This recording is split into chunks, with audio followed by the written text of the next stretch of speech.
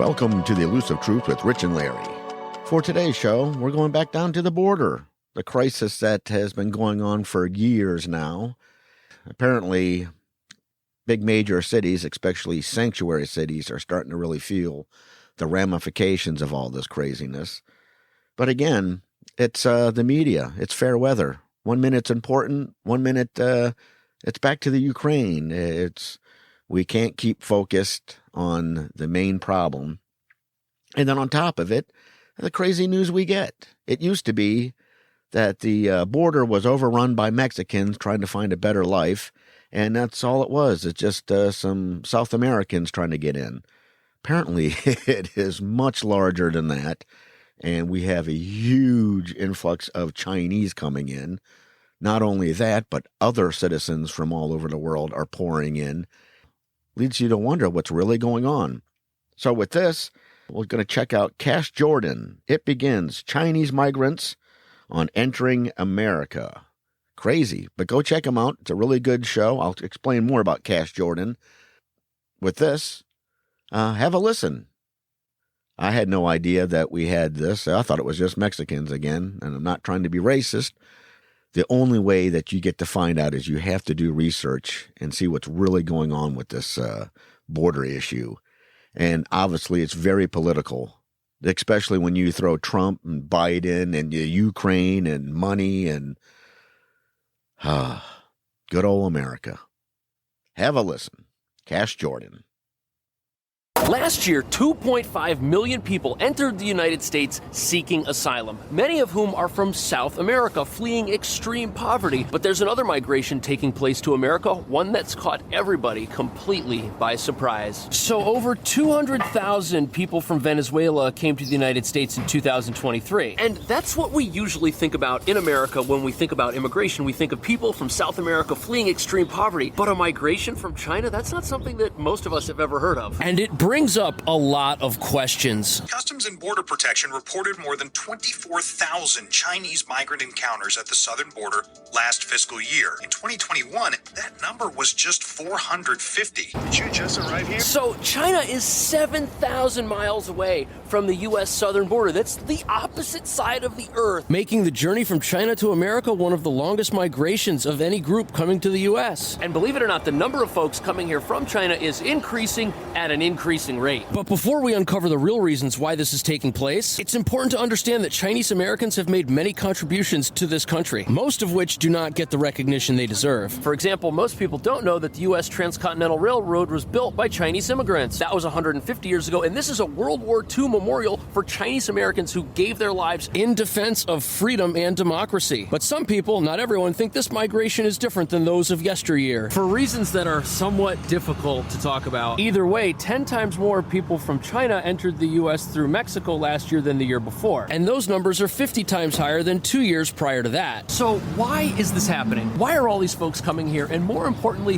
where do they go and what happens to them after they enter the United States? So here we are in New York City's Chinatown, and New York City is a popular destination for people from China that cross the U.S. southern border. In fact, New York City's Chinatown started back in the 1800s. And by 1870, you had 1,000 people from China living in this area. Chinatown would have grown further, but the U.S. Congress passed anti-Chinese immigration laws, which limited the number of Chinese nationals that could enter the country. But one of the reasons for today's migration is exactly the same as it was 150 years ago, and it has to do with money. Now, as we will soon see, that is not the only reason for this migration, but many of the folks coming here from China say that their home country's economy is doing poorly, and they're here for a better life, just like the Chinese men who left their families at home many years ago to help build the U.S. Continental Railroad. But is that true, or is this some sort of cover story for something else? And why are people saying that the Chinese government is behind this? Teaching? You're a teacher? Yeah.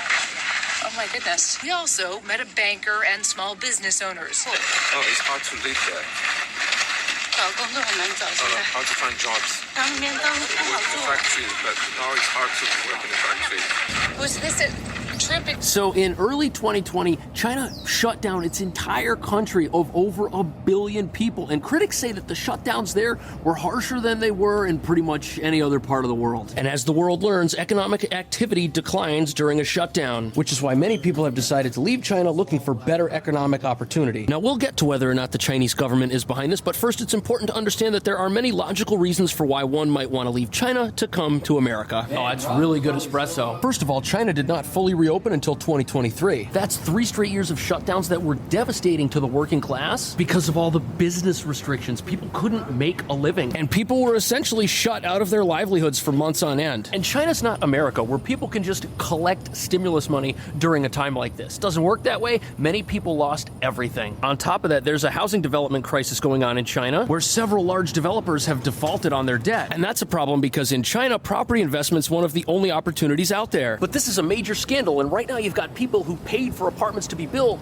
and will likely never see them because the builders are gone, and that was supposed to be their life savings. They were going to buy those properties, they were going to appreciate, and they were going to use that to provide for themselves in the future. Also, foreign companies are pulling out of China at an alarming rate. And for the first time in 25 years, foreign direct investment in the country decreased. Worst of all, youth unemployment in China's gotten so bad that the government has simply stopped publishing statistics about it. But that's not the only cover-up in this story, or the only reason people are leaving the country. So another logical reason why people might want to leave China to come to America has to do with now you've got a lot of political and religious persecution going on. And recently the government has been cracking down even further on dissent and alternate viewpoints from what they consider to be acceptable, especially when it comes to suppressing the religious freedom of its minority Muslim population, along with those who have other religions like Christianity. And advocates say these intense religious persecutions amount to crimes against humanity. But there's a difference in how this migration from China is taking place and how other migrations have been taking place into the United States. And that's got people speculating that there might be something else going on here. But nobody's talking about how much more difficult it is for Chinese immigrants in America than those from countries like Venezuela. The migrants were driven to a detention facility near San Diego. Typically, within 72 hours, they are released into the United States and can begin the process of filing an asylum claim. So, after entering the United States, immigrants from China can come to a city like New York and apply for asylum, which, as you can imagine, is a great destination for people who have nothing and are looking for a community that speaks a shared language. On top of that, New York is a sanctuary city with right to shelter rules, which guarantee room and board for anyone who asks. And since English is not taught in China, many of the folks arriving don't speak it. But in New York, communication barriers are not as much of a problem as they are in other parts of the United States, for sure. And according to a local article, Flushing in New York City is a very popular destination because it's a large community of Chinese Americans, which may be able to offer the highest level of assistance to those who've just got here. And that's a big deal because most of the infrastructure, not just in New York, but in the rest of the country that's dedicated towards helping asylum seekers is geared toward those who may speak Spanish as a primary language. And thus, those coming from China need more help from a local community than other potential groups. Also, many immigrants from China do not stay in the city's shelter system. Instead, they rely on what are called family hotels, which are a bare bones type of congregate living facility that they can pay a minimal fee for every single day. But they're likely better than the city's shelter system, which serves undercooked food and kicks you out after 30 days if you're a single adult, and 60 days if you're a family and forces you to reapply. And because the city's shelters are so full, you could actually say that immigrants from China are doing New York a favor by not relying on an underfunded, overburdened system. And after establishing a living arrangement, they can begin looking for employment in the local community, which isn't exactly troubling, but some critics don't see things this way. They think the Chinese government is watching this situation and trying to exploit it. Or worse, that the Chinese government could be behind the entire thing. China, it's not like you can just drive to the airport and hop on an international flight. You need an exit visa, you got to get money out of China. Well, there's a considerable number of them that actually have CCP ties and PLA ties. All right, so this is the People's Liberation Army. Yeah, and the Communist Party. So we're looking at the video of these guys. Okay, so this is the part of the story that has a lot of speculation behind it,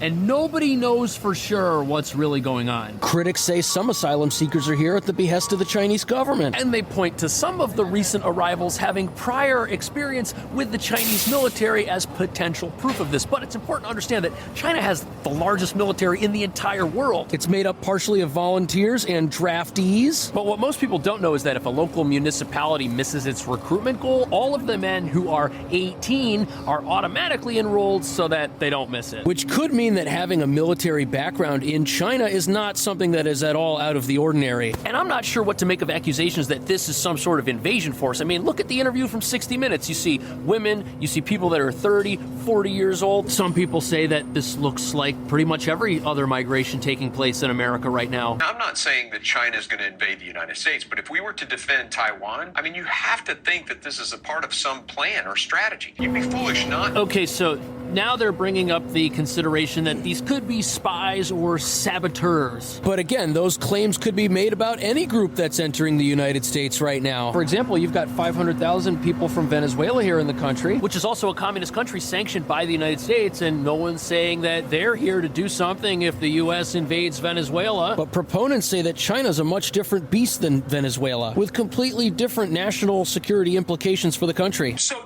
they become saboteurs during a war with China over Taiwan, something like that. Is there anything? So what are they here to do? So it seems that people are pretty concerned with China because it rivals the United States on the world stage. Rival economy, rival internet, rival political goals. And there are some people who think an imminent conflict with Taiwan is on the horizon. Now, Taiwan is part of what's called the First Island Chain. This is a ring of islands that surround the Chinese coastline, which are all pretty much under U.S. control. Japan, the Philippines, Taiwan. This chain of islands acts as a barrier to China's ability to project its military power to the rest of the world. And limiting Chinese military power, that is a vital U.S. national interest, not to mention the interest of all of the people who live in the United States and fled China. But China claims Taiwan is part of its territory. And some people are looking at this migration situation thinking the Chinese government's exploiting it by trying to fill the United States with assets ahead of a potential conflict, which would give them the ability to covertly operate in the United States, not necessarily with a military response, but with potential sabotage and potential spying. But there are also those who say this is incredibly unlikely because the journey from China to the United States is very long. In fact, it's the longest migration journey. And the journey's so dangerous, maybe the only people who can even make it are those who are physically fit. Maybe having prior military experience or training, maybe that's helpful when you're putting your life on the line to go somewhere that's 7,000 miles away. Fly to Ecuador, where no visa is needed. Others are flying into Tijuana Airport before being guided across the border by smugglers. The Chinese migrants are reportedly willing to pay cartels up to $35,000 for smuggling services. It pays off. So Occam's razor would suggest that the simplest explanation to all of this has the highest chance of being accurate. And the idea that this is government sponsored is a lot more complicated than the idea of people who are just trying to better their lives, which is what reporters at the border who spoke to these people were told. Also, you can't leave China without government permission. But government officials in China have been known to take bribes in the past, and this could just be evidence that people are bribing their way past the security guards in order to get permission to leave. And with reports of some people paying cartels up to $30,000, there's probably also some money to pay the government cartel in China to get exit permission. And yes, that's a lot of money, but China's middle class is a lot better off than immigrants coming from other parts of the world. On top of that, many people would say that China's clandestine military operations here in the United States that involve things like spying are much more subtle than what's going on at the southern border. Just ask some of our elected representatives. There is a migration of Chinese immigrants that looks different, feels different, and is being housed in a totally separate way for reasons that are not in any way obvious. Now, I don't know exactly what to make of that. But the differences in Chinese migration are very explainable. They don't speak English, they don't speak Spanish. How would it benefit them to join a Spanish-speaking caravan for this long, arduous, difficult journey? And it makes sense that there's a different support network because different humanitarian organizations that have a Chinese language background are likely helping these folks. A Spanish-speaking humanitarian group would likely have trouble communicating with folks who don't speak Spanish, and vice versa. Plus, apparently, U.S. immigration authorities find it much more difficult to deport folks who come here from China and don't have their asylum application approved, because the Chinese government will commonly refuse to take back people who've left the country. Which means that once many folks get here, this is the only place they can stay. Tammy Lin is an immigration attorney and has worked with clients from China for nearly 2 decades. If someone's not granted asylum here, will China then say, okay, yes, we'll take them back? I haven't seen that. So there you have it. Once you're in, you're effectively out of China. And logically, who's got the ability to take a risk like that? A middle-aged family that's already partially established, possibly with children, or people who are single adults and are possibly younger. That could partially explain why younger people who were recently in the military are coming to the country. But there are some very strange things that have recently happened between China and the United States, which is why some people think espionage could be the goal here of the Chinese government. We actually had a group that were caught in scuba gear swimming off of a naval installation. They were just tourists, though, right? They were great scuba diving. Sure, yeah. So over the years, and for a very long time, groups of tourists from China have at certain points been accused of spying on behalf of their government. And there have even been multiple arrests, along with several convictions, which lends some credibility to the viewpoint that the Chinese government could be working to exploit the migration crisis. Chinese spying in the United States is nothing new. The two countries are competing on the international stage over everything, which is likely why ideas of Chinese government involvement have taken off. And recently, the United States government has been denying visas from China that they used to approve quite frequently in the past, which could indicate an increasing crackdown on immigration for purposes that seem legit, but are actually happening for government-sponsored reasons. But do you think that's true? Is there more going on here than meets the eye? And is the Chinese government involved in some way, no matter how big or how small? And should Chinese immigrants get more recognition for their contributions to America than they have? Let me know. Thanks for watching. I'll see you in the next video. A very informative piece there by Cash Jordan.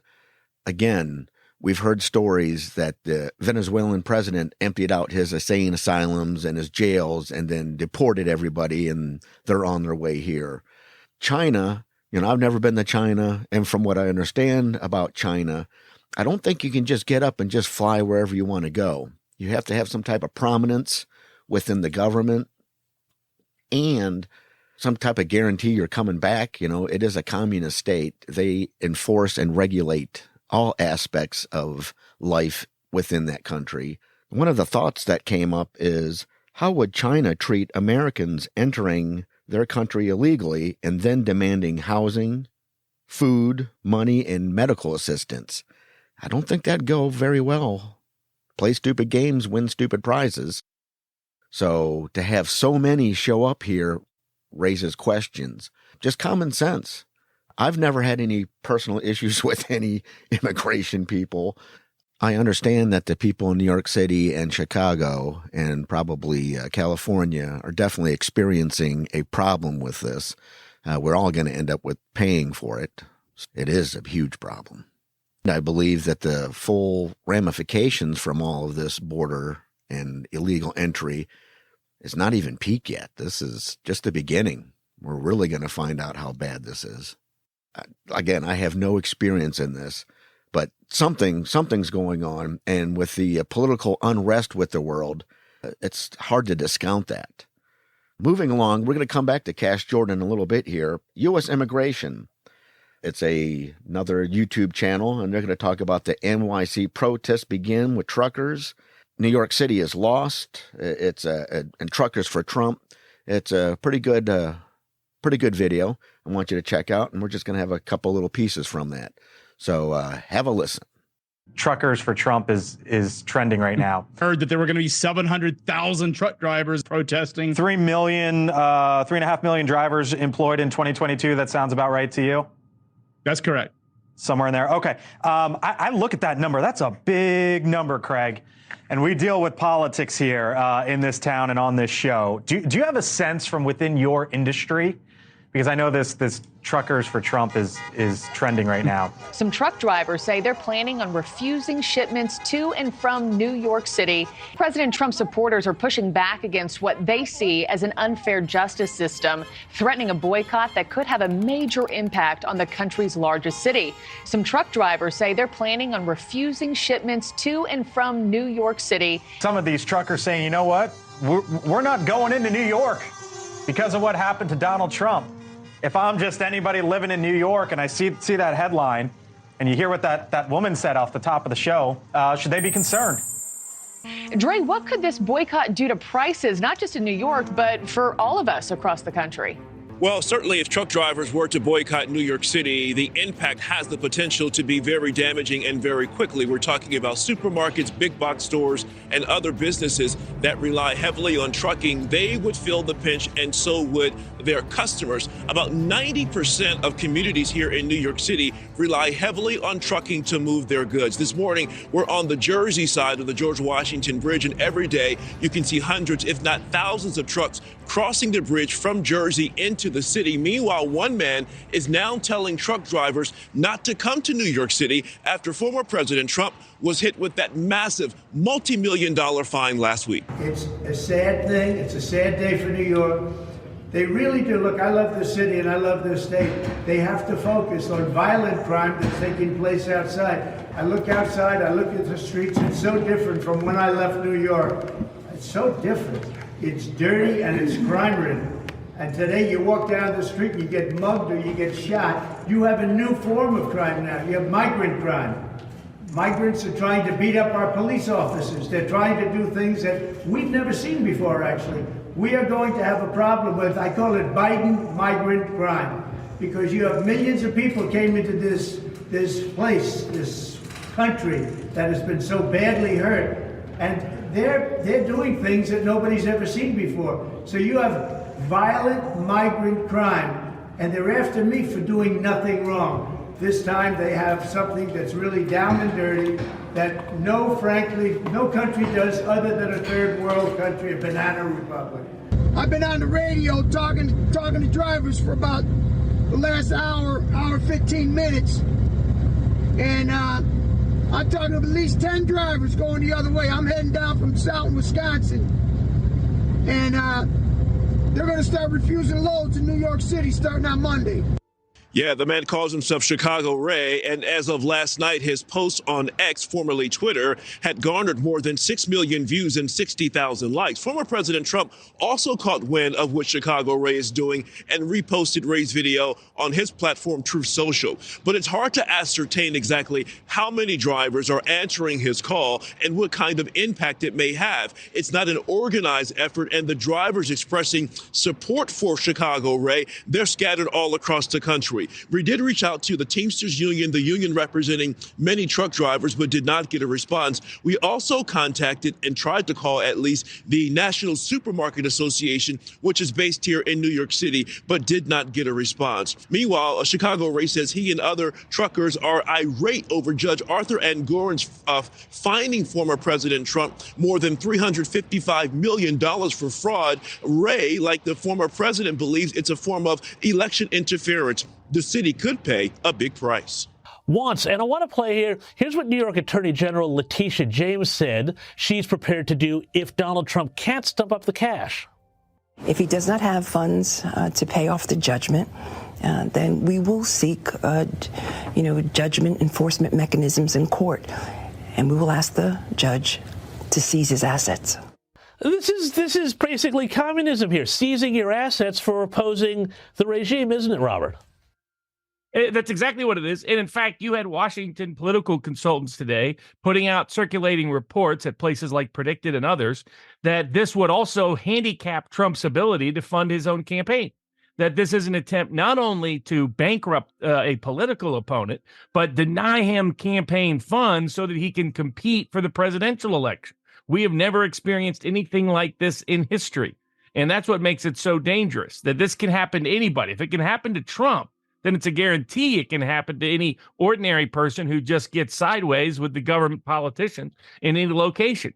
They can seize all your assets. They can steal all your properties. They can deny you a right to appeal, even though you caused no injury to anybody anywhere. This is a classic version of an excessive fine in violation of the 8th Amendment to the U.S. Constitution. Well, I mean, constitutionally, it's essentially, it's a bill of attainder. It's going after one particular person using the legal system that's supposed to be free and fair to all, isn't it? Absolutely. There's significant constitutional problems here. There's a substantive due process and procedural due process violations because of the denial of the right to appeal, conditioned upon access to funds he doesn't have. You have a denial, you have an excessive fine. The Supreme Court has repeatedly ruled that you cannot forfeit property at a state unless there is a proportional relationship to the underlying harm. Here, the underlying harm was zero. In fact, everybody profited from Trump's deal, including the state of New York, including the banks involved in this case. That's a classic version of excessive fine. You have a form of excessive punitive damages. The Supreme Court has said there has to be a relationship between punitive damages and any form of underlying harm, about a 5-to-6 ratio. Justice Breyer called it the rule of thumb. Well, this is 350 to 0. So this is completely disproportionate. So there's substantial federal constitutional problems here that should get the attention of the Supreme Court of the United States if the New York appellate courts don't do their job and correct this travesty of justice. So the trucking problem, I'm sure it's not going to cripple New York City because, like I said, with the capitalism, as you heard, other people will fulfill the need, but it's going to cost more and it's going to cause an impact.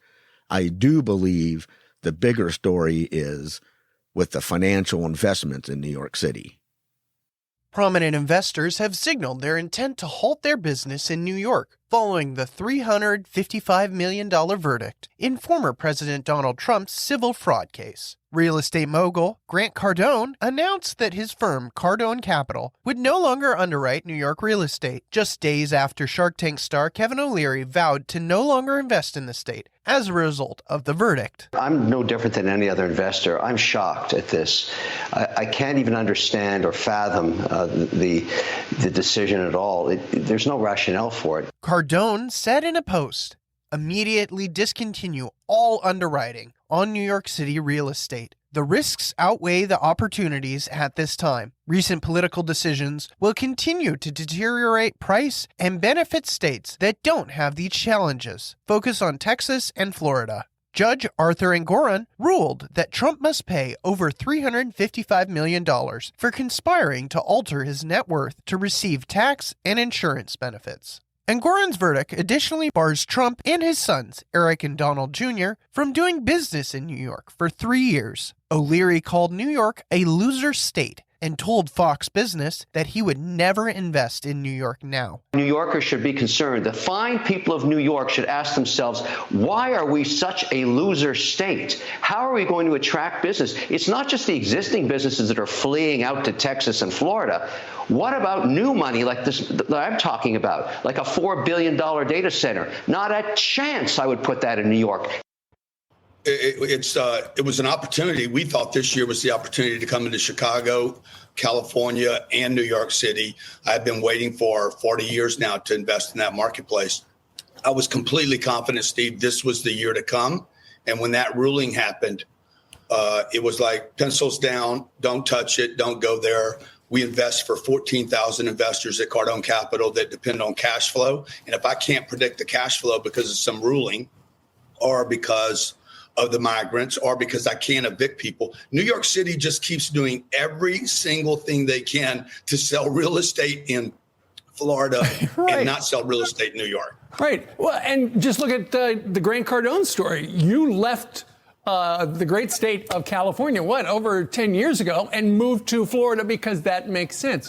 Now, Grant, what is it about this particular judge's ruling that has you worried as a real estate investor going forward, the peril you could wind up in? Yeah, so on every loan application or every transaction, I'm going to go to a bank and say, hey, if I want to put a loan on this, what are the loan proceeds going to be? Those loan proceeds are based on the value of the property. They're going to require me to actually underwrite my property on the cash flow, the income of the property, and what valuation I believe that property's worth. The broker will also put a valuation on it, probably a third party, one of my third parties to check my own underwriting for me internally for my investors. As you've heard, several investors are definitely thinking about not going into New York City or the state of New York for that matter. But going back to Cash Jordan, I watched Cash Jordan several years ago from this pandemic, and it was interesting because he went around New York City and the different boroughs, and he was showing you different apartments and different lifestyles and the amount that it cost. So it was interesting. Lately, he's been doing a lot more informative news type stories, like especially immigration. And he did an awesome piece on why it is so hard to find apartments in the New York area based on laws, and the way that things are invested in the city as far as what you can do with a building once you get it. So many complications and red tape. Going back with Cash Jordan, he's going to let us know what's really going on in the supermarkets. He really doesn't believe that the truckers have any impact on what's going on with this so-called Truckers for Trump.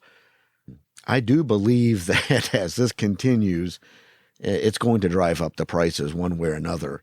And then finding out that I guess there's all sorts of exorbitant fees to get into New York City, tolls, bridges, the DOT, all sorts of crazy stuff. So have a listen. I thought there was supposed to be a boycott.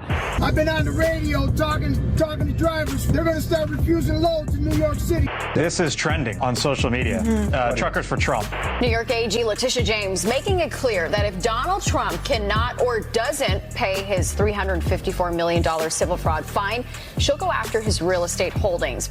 If I'm just anybody living in New York and I see that headline, should they be concerned? No, not at all. The truckers lose money too and lose business too if they stage this boycott. There'll be other truckers, as Chris said, that will fill that gap. It's not like this is some unionized effort. So, this trucker strike, nobody's talked to me about it. But if you own your own truck and you say, you know what, I don't like what happened to Donald Trump, in theory it could happen. Not less than 2 weeks ago, we heard that there were going to be 700,000 truck drivers in southern Texas protesting the border crisis that's down there. It simply is not going to happen. Yeah, so at the warehouses where a lot of trucks show up in this part of town anyways, there doesn't seem to be a whole lot of evidence that there's any boycott taking place. We're definitely in New York, too. Should they be concerned? No, not at all. We've covered dozens of quote-unquote boycotts and protests among truck drivers. They never amount to anything, especially not now. So that was the CEO of a website or a company called FreightWaves, and what they are is they are a freight pricing monitoring service. They keep an eye on what freight costs to bring a load from one destination to another. They're not seeing any real movement in the prices. Now, the first thing that you'd expect to happen if there's a trucking shortage or a trucking boycott is that some truckers participate, some truckers don't, and the ones that don't participate have to charge more money because there's more demand for their services. This is an unscientific breakdown of voter turnout in the 2020 election. Now, I know I got the colors wrong, but you had around 25% of New York City voters who voted Republican. That should be red. It's not. Now, if we extrapolate this to the whole population, we've got 6.3 million people who voted in this 75% group, and we've got 2 million-ish people who are over here in the 25% group. But if 25% of the city voted for the former president, that's 2 million of his voters that would be negatively affected by such a boycott. If people go to the supermarket, regardless of their political affiliation, and they realize that the things that they need to buy are now too expensive because there are shortages, and those shortages are caused by a particular movement or a particular political candidate, how long do you think support for that person is going to exist in the face of shortages and in the face of families who are already struggling in a city with the highest rents in the entire country when they go to the grocery store? This is a real question. And what's also fascinating about this boycott is the one thing that's stopping it from happening again is something that many people who would claim to be in support of the boycott also care about: the free market, the ability of people to chart their own path in life, to pick their own destiny. But the truckers lose money too and lose business too if they stage this boycott. There'll be other truckers, as Chris said, that will fill that gap. It's not like this is some unionized effort. So there you have it. We're in a recession, the trucking industry has ample capacity, and people want to make a living. And the person that initially posted this video wanted nothing to do with the results of that video, which is why they took it down and issued an apology. But the big question is, there was a lot of sentiment behind this. A lot of people are upset with what's happening politically in New York. Will that turn into votes in November? And if it does turn into votes, which of these two old men is old enough and wise enough to be president of America again? I believe it's very interesting to see how one side can say, oh, what a traumatic change this is going to take, and then how the other side will say it's really not affecting them right now.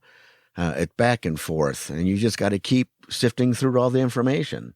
Like this. This is from Finance Hat, and they claim this is the truth about the NYC trucker boycott. Have a listen. So the trucking boycott is still going on. It's gaining a lot of steam, and unlike what a lot of people are saying, how it's fizzling out, in fact, more truckers are kind of boycotting this. And it's not just truckers, but businesses and brokers and people who facilitate a lot of the transportation are also boycotting it. Truckers right now are having a lot more power than before. We have a massive trucking shortage in the US. If you guys don't know, we have about 80,000 drivers short, and by the end of the decade, around 200,000. And yes, there is the stuff about driverless semi-trucks like from Tesla, but that still requires at least one person in the truck to monitor it. And also, people are not going to be taking these guys' jobs, all right? There's a freaking huge shortage. It is a very demanding job. You're away from your home and family. It's a job not everyone can stomach, and they do deserve the higher pay. So if you check out what this person is saying on X, this is a truck driver, and he's just telling the trucker boycott as is. No sugarcoating, no cheese on top. He's essentially saying that, yes, there is a trucker boycott, but are every single trucker boycotting New York City? Absolutely not. In fact, there's still many truckers that want to make that juicy New York City money. They still go to New York. Nothing wrong with that. They're just trying to make some money. But here's the thing. Many people now go to New York City, they get a higher paycheck. Like, for example, a previous trucker I showed on this channel, he says that he was offered $2,000 to $3,000 per load for New York City, because a lot of truckers are boycotting it. Now, how many truckers right now are boycotting New York City? Well, he's saying that out of almost 400 truckers, around maybe 20 to 22% are boycotting New York City. When they boycotted Colorado, it was about 12%, and that actually made Colorado get on its knees. So it's double the amounts, and people are really furious about the whole entire Donald Trump trial. So many truckers are just pretty much protesting by boycotting New York City. And it's frankly working, in my opinion, because some goods in New York have already went up due to the trucking industry. Now, you also got the man who started it all, says that many truckers that he's met throughout his journey and his trucking industry right now says that they're basically boycotting New York City, and it does match up pretty well to what this guy is saying. Many truckers are very consistent when it comes to numbers. They all say the same thing. Loads are getting more expensive. Truckers are still going to New York, but it's a lot more pricier than before, and many of the price is being thrown onto the customers themselves. Now, it's not just going to be the truckers like these guys boycotting it. We're also going to be having whole brokers and also different businesses in the trucking industry boycotting New York City as well. New York is no longer the city as it was before. It's getting worse and worse. It's deteriorating. We're seeing the migrant crisis making New York take a humongous toll on its economy. And it's really crazy to see New York being one of the wealthiest cities in the world, whose GDP is higher than some countries in the world, is now buckling under the weight of the migrant crisis, which they brought on to themselves. Nobody forced New York City to become a massive sanctuary city. They brought it on to themselves, and now even hardcore Democrats in New York City are very sick of the current government and the current mayor. Now, one of the biggest things about New York City is it's built by migrants. Everyone is okay with the migrants, but when you take in almost 100,000 and many of the public services are damaged or cut, people get kind of mad. Then you got the whole Donald Trump fraud case, which if you really look into it, it feels like Donald Trump was innocent, which is causing this whole entire trucker boycott. Many people are boycotting New York City because it's very difficult to get in and out of the city anyway. People are boycotting it because New York is handling the migrant crisis terribly, and most of them are doing it because of the Trump trial. But whatever it is, this whole trucker boycott situation is still going very strong.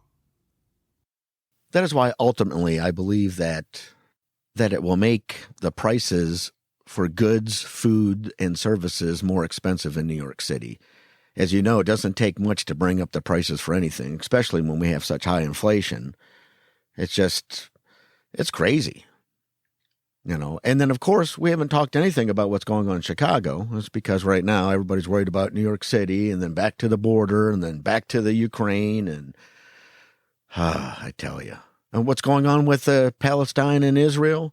I'm positive it's not good. I did hear reports of more missiles or whatever being fired from Yemen and vice versa. So God help us all. Anyway, let's try something different. Let's try to do something a little fun here. So it's doom and gloom. I mean, the stuff, it's out of our control. We just have to sit back and watch it play out. And hopefully we can band together and be strong enough to overcome all these adversities that are being thrown at us. But again, we have to be stronger than the opposition. Now for the fun. Tom Macdonald came out with a new video last Friday. Doing well, over 2 million views. But again, whether you like Tom Macdonald or not, he speaks the truth. Facts. So, with that, enjoy Tom Macdonald, the Machine. Have a listen. I am not Republican, I am not a liberal. Why the hell can't I just be American without getting political? The system gon' suppress us all, they don't care about the cost. How's this a democracy when we got communists in charge? Cancel culture Nazis, all they're missing is the swastikas. Honestly, this is a psychological holocaust. Pumping propaganda through the screen and straight into your brain. You ain't on a plantation, but you definitely still a slave. Race theory is indoctrinating children. Tell blacks they're disadvantaged, tell whites they got white privilege. What a brilliant way to reinforce division. If whites believe they have it easy, they will never help you fight the system. And now they burning books in untraditional ways. They just traded newspapers for the digital age. Now the facts can be deleted with no physical flames. They just change the information and the truth gets erased. They keep screaming to wake up, but they're all woke, not awake. We know the system has failed us and all the media's fake.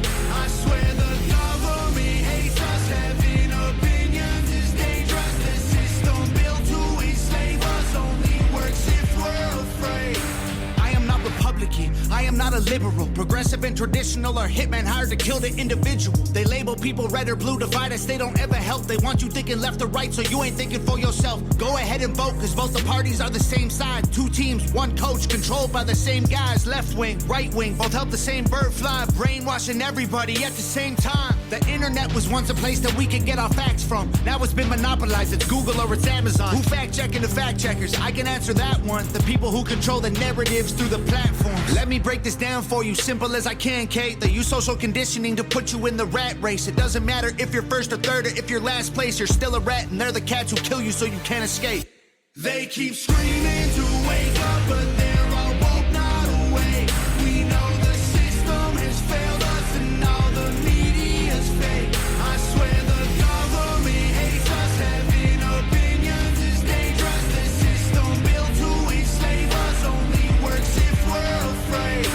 I am not Republican, I am not a liberal. I am just a man who knows they're scared of a nation that's thinking critical. They kill us or they lock us up for nothing like we're criminals. Divide us cause they know that unified we are invincible. Questioning the government's agenda is controversial, but promoting guns and liquor in our music is commercial. They're confusing us with pronouns they made up to make us triggered. You can call me what you want, but just don't call me late for dinner. School teaches you to learn and never teaches you to think. So you absorb misinformation, then you practice what they preach. You ain't free, can't you see that's how they want you to act? That's called conforming to the norm, you don't need freedom for that. I'm not Republican or liberal or left-wing or right-leaning. I took the red pills because that's who's fighting for my freedoms. And you don't need to choose to be accepted. They both fake teams. Evil runs the world now like hell ain't got no vacancy.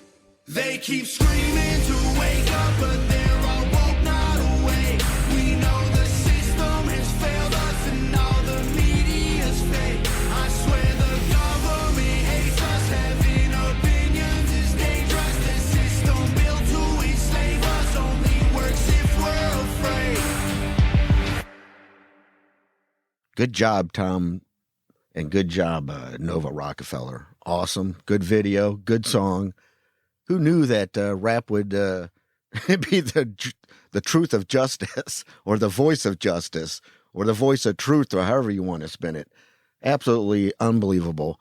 But again, I don't care if you don't like him. He's telling you the truth. Listen to what he says. Open up your eyes. Open up your hearts. And people, we are the power. We are the ones that have the love. Governments and these World Economic Forum people, they just don't have our interest. And they think that they can continue ruling over us and making these ludicrous laws and judgments against us. It's a good time to be alive, folks. And you got to have the spirit. You got to have that power that we're going to overcome this. That's all we have. Remember, love. Love is the most important thing. Love your neighbor. Just be good to each other. And again, media is not our friend. The government's not our friend. We have to keep looking for that elusive truth, because when we find it, we will be free and we will live the lives that we want to live. But with that, we'll see you next week. We love you. Take care. Keep them high vibrations up and hold on. We're just getting started in this crazy 2024, as you can already tell. Peace be with you. God loves you. We love you. And more importantly, God loves you. Again, stay strong. Take care of each other. We are the way when we work together, not divided, as they've been trying to keep us for hundreds of years. See ya. Bye-bye.